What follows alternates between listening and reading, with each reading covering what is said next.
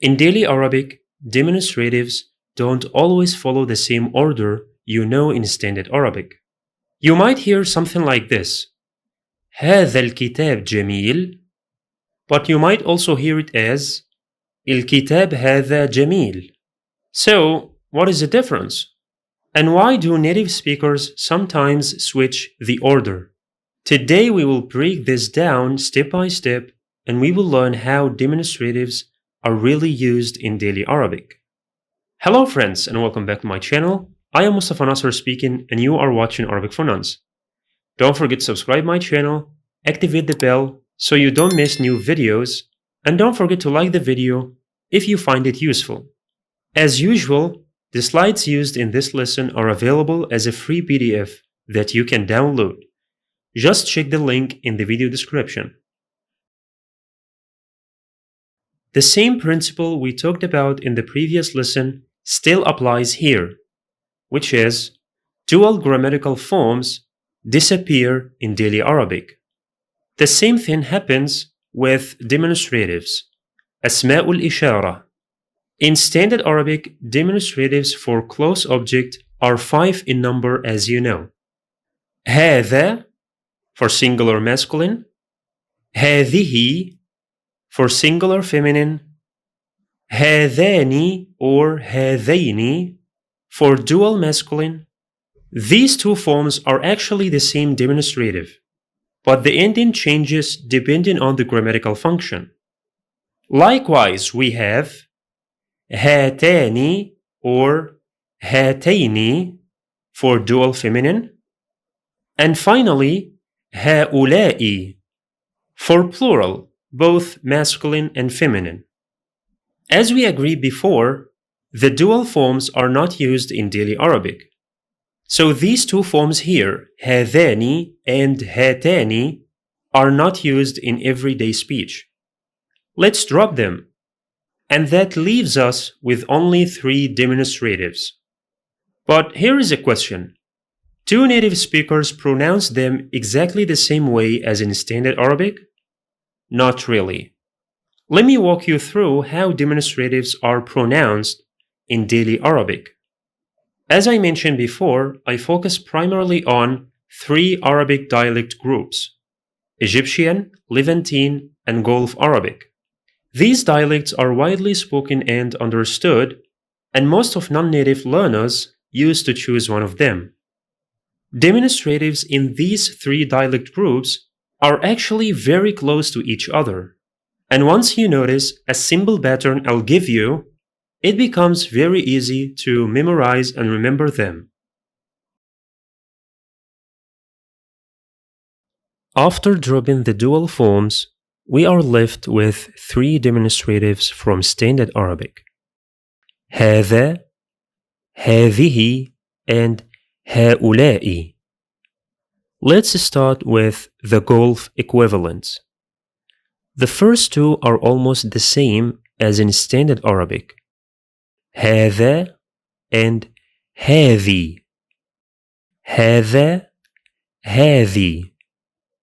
The plural form has a change. It's usually pronounced like this: هذول, هذول. And sometimes it's pronounced هذولا, هذولا. So the common demonstratives in Gulf Arabic are هذا, هذه, and هذول. Notice the pattern here. All of them keep the sound. Of course, there are some small variations from one Gulf country to another, but these forms are widely recognized in the Arabic Gulf area.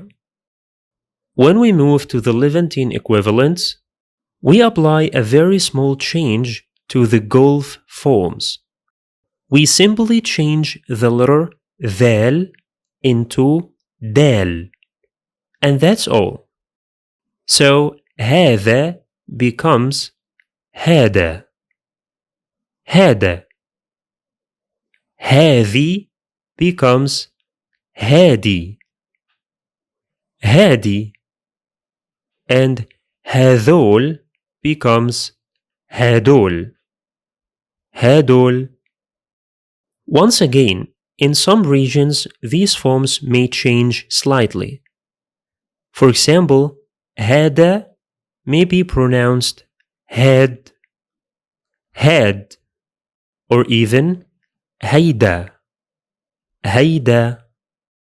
And هادي may sometimes pronounced as hay, hay. However, the general pattern remains the same. هذا, هادي, هدول. When it comes to the Egyptian equivalents, the change becomes easier. Just drop the initial ha sound of the Levantine forms. So هذا becomes da after dropping the ha at the beginning. هادي becomes di, di, and هدول becomes dol, dol. As you can see, the Egyptian ones are the easiest, right? Da, di, dol. So here is the overall pattern. In Gulf Arabic, the demonstratives usually keep the ذال sound, as in هذا, هذي, and هذول. In the Levant dialects, that ذال sound changes to d, giving us هذا, هادي, and هدول. Finally, in Egyptian Arabic, the initial ha disappears, resulting in da, di, and dol. Of course, learners normally focus on the dialect they study, but if you want a form that is widely recognized, stick to the Egyptian forms. They are often understood and used in many Arabic countries. Now, regarding demonstratives for distant objects, أسماء الإشارة للبعيد. Standard Arabic has another set of forms. Some dialects also have separate forms for distance, but I will not go deeply into them here in order to avoid confusion. However, there is one useful point to know. In Egyptian Arabic, the same demonstratives used for close objects are also used for distant ones. In other words, Egyptians use da, di, and dol regardless of whether the object is near or far. Context usually makes the meaning clear, of course. This is one of the reasons why many learners consider Egyptian Arabic relatively easy to follow and learn. Finally, let's look at two additional demonstratives used for places. In Standard Arabic we have هنا, هنا, which means here, and هناك, هناك, which means there. In Egyptian Arabic, the forms are very close to the original ones. The main change is that the initial ضمة becomes كسرة. So we say he, هنا, هنا, and هناك, هناك. In the Gulf area, the equivalents are often هني, هني, and هناك, هناك. In some regions, speakers may add an I sound at the beginning, like this: إهني, إهني, and إهناك, إهناك. In the Levant countries, speakers usually say هون, هون, and هونيك, هونيك. Again, just stick to the Egyptian ones, as they are the closest to Standard Arabic and also because they are very popular. Now, I would like to clarify an important point about using demonstratives in daily Arabic. As you know, demonstratives can function as pronouns or they can be used as adjectives to identify or specify something. When they're used as pronouns, they replace the noun completely. Check this sentence in English. This is a beautiful book. In Standard Arabic, this sentence would be هذا كتاب جميل. هذا كتاب جميل. On the other hand, demonstratives can be used together with a noun to identify a specific object. For example, we can say, this book is beautiful. In Standard Arabic, this would be هذا الكتاب جميل. هذا الكتاب جميل. Notice, in both English and Standard Arabic, the demonstratives comes first before the noun. Another important point is that in Arabic, the noun following the demonstratives in this case must be definite. الكتاب. Now let's see how these two sentences appear in daily Arabic. I'll start with the Egyptian dialect. The first sentence, this is a beautiful book, would be like this. ده كتاب جميل. ده كتاب جميل. This follows a very straightforward structure. However, in the second sentence, this book is beautiful, usually appears like this. الكتاب ده جميل. الكتاب ده جميل.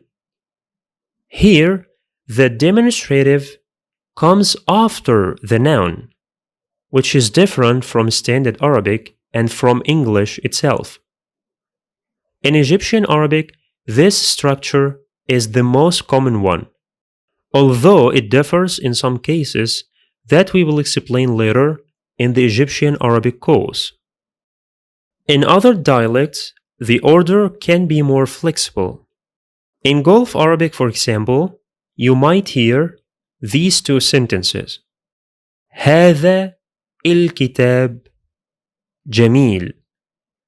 هذا الكتاب جميل. Or الكتاب هذا جميل. الكتاب هذا جميل.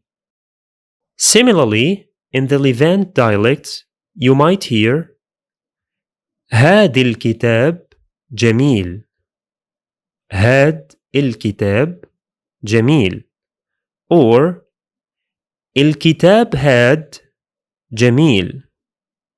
الكتاب هاد جميل. Both orders are natural in these dialects. The point is, the demonstrative appear first for emphasize or when physically pointing to something. But you can use both of them interchangeably in these dialects. So we can summarize the general idea like this. When demonstratives function as pronouns, they usually come before the noun as expected. However, when they modify a noun or used as adjectives, their position can change. In many dialects, they may appear before or after the noun, while in Egyptian Arabic, they most commonly appear after the noun. I mention this so that you won't be surprised or confused when you hear native speakers placing the demonstrative after the noun instead of before it as it should be. This is common, especially when using demonstratives as adjectives. Well, that's enough for today. We didn't do much practice in this lesson, but in the next video, we will learn about relative pronouns and we will practice together many daily expressions.